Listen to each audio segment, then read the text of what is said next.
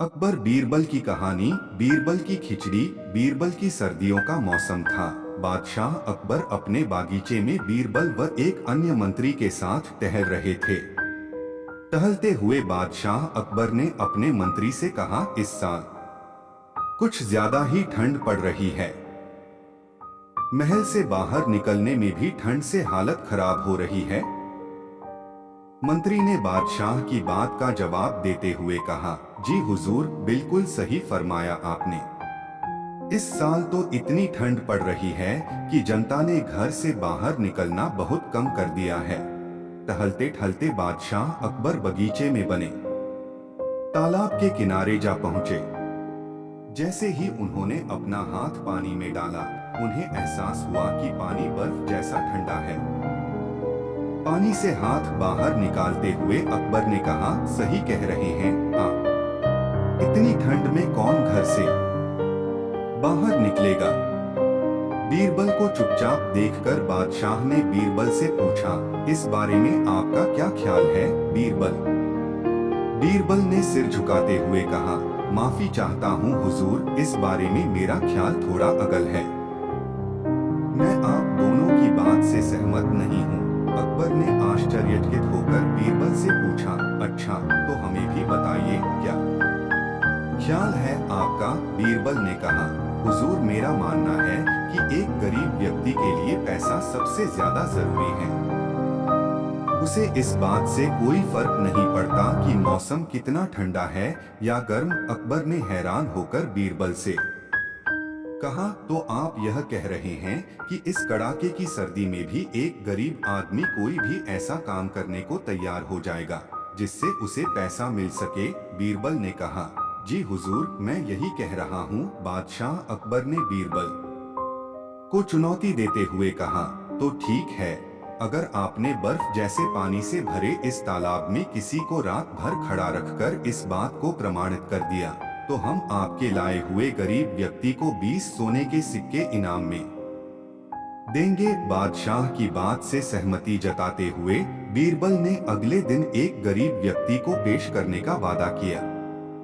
अगले दिन सभा में बादशाह अकबर ने बीरबल ने पूछा कि क्या वो किसी को लाए हैं जो तालाब में खड़ा रहकर पूरी रात बिता सके। इस पर बीरबल ने गंगाधर नामक एक गरीब व्यक्ति को दरबार में मौजूद किया और कहा कि यह 20 सोने के सिक्कों के लिए तालाब में पूरी रात बिताने को तैयार है। बादशाह अकबर ने सभा समाप्त करते हुए कहा कि ठीक है, 2 सिपाही इस व्यक्ति की रात भर निगरानी करेंगे।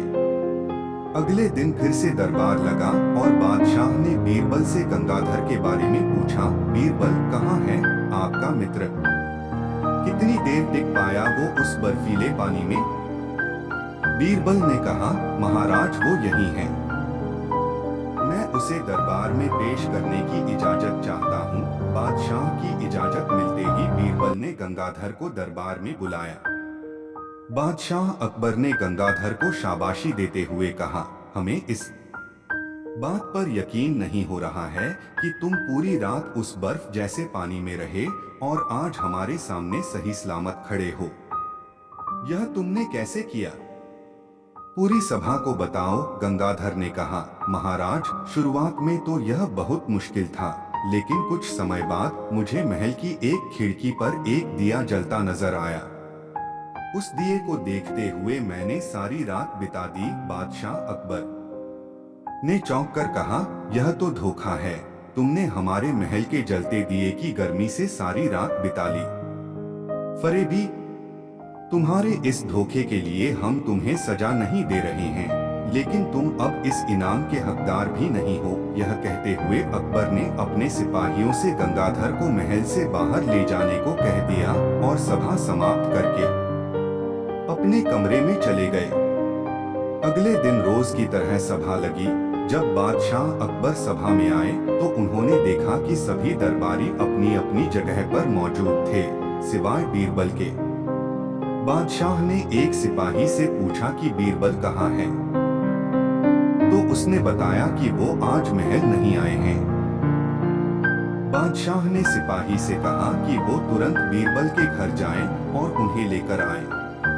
कुछ समय बाद सिपाही अकेले ही दरबार में लौट आया। बादशाह के पूछने पर सिपाही ने बताया, बीरबल अपने घर में खाना पका रहे हैं और उन्होंने कहा है कि खाना पूरी तरह पक जाने के बाद ही वो दरबार आएंगे। सिपाही की यह बात सुनकर बादशाह सोच में पड़ गए, क्योंकि आज से पहले कभी भी बीरबल ने महल आने में देर नहीं की थी। अकबर को कुछ संदेह हुआ और उन्होंने बीरबल के घर जाने का निर्णय लिया। जब बादशाह अकबर बीरबल के घर पहुंचे तो उन्होंने देखा कि बीरबल ने एक ऊंची खूंटी पर एक हांडी टांग रखी है और उसके नीचे जमीन पर लकड़ियां जला रखी हैं। बादशाह आश्चर्यचकित हो गए और बीरबल से पूछा कि वह क्या कर रहे हैं। इस पर बीरबल ने जवाब दिया कि वह अपने भोजन के लिए खिचड़ी पका रहे हैं। बादशाह अकबर ने कहा, क्या तुम पागल हो गए हो? यह खिचड़ी कैसे पक सकती है? तुमने हांडी को इतने ऊपर टांग रखा है और आग नीचे जल रही है। ऐसे में खिचड़ी पकने के लिए हांडी तक गर्मी कैसे पहुंचेगी? इस बात पर बीरबल ने बहुत आराम के साथ बादशाह से कहा, क्यों नहीं पहुंचेगी हुजूर? जब महल की खिड़की पर रखे एक दिए से गंगाधर को गर्मी मिल सकती है, तो मेरी खिचड़ी की हांडी तो फिर भी आग के बहुत नजदीक है। बीरबल की बात सुनकर बादशाह हैरान हो गए और मुस्कुराते हुए कहा, हम तुम्हारी बात अच्छी तरह समझ गए बीरबल। इसके बाद उन्होंने गंगाधर को महल में बुलवाया और उसे 20 सोने के सिक्कों का इनाम दिया। बीरबल की चतुराई के लिए उन्होंने बीरबल को भी इनाम दिया। कहानी से सीख बच्चों, बीरबल की खिचड़ी की कहानी से हमें यह सीख मिलती है कि दूसरों की सफलता के पीछे किए गए परिश्रम को जाने बगैर उनके बारे में राय नहीं बनानी चाहिए।